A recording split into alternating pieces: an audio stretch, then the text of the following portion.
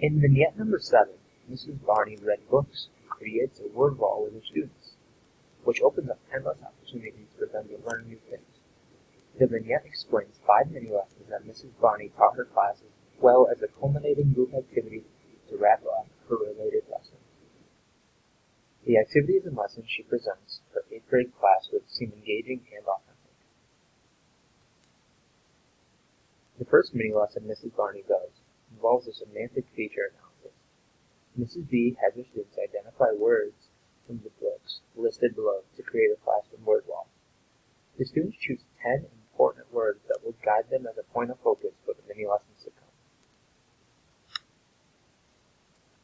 During the second mini-lesson, the students look at the word's history, or the etymology of the word.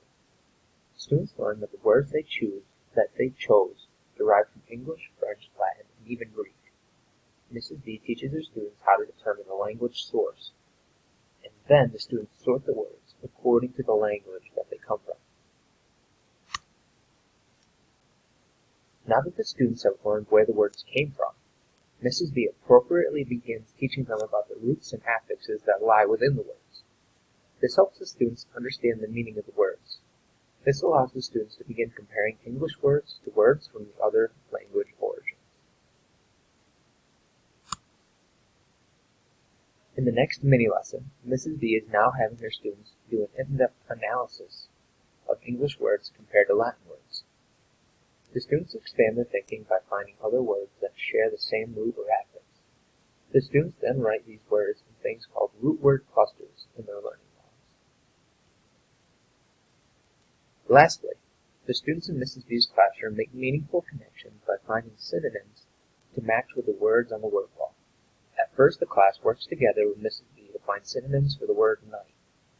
Eventually, they move on to work in small groups and find synonyms for some of the other words on the word wall.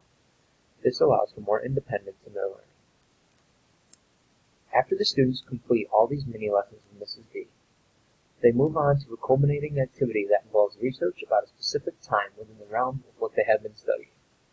The students create a presentation of some sort to share with the class. All the knowledge that Mrs. B helped the students learn will be incorporated into the presentation. The students doing things on their own and being independent, self-motivated learners makes for an extremely authentic learning atmosphere.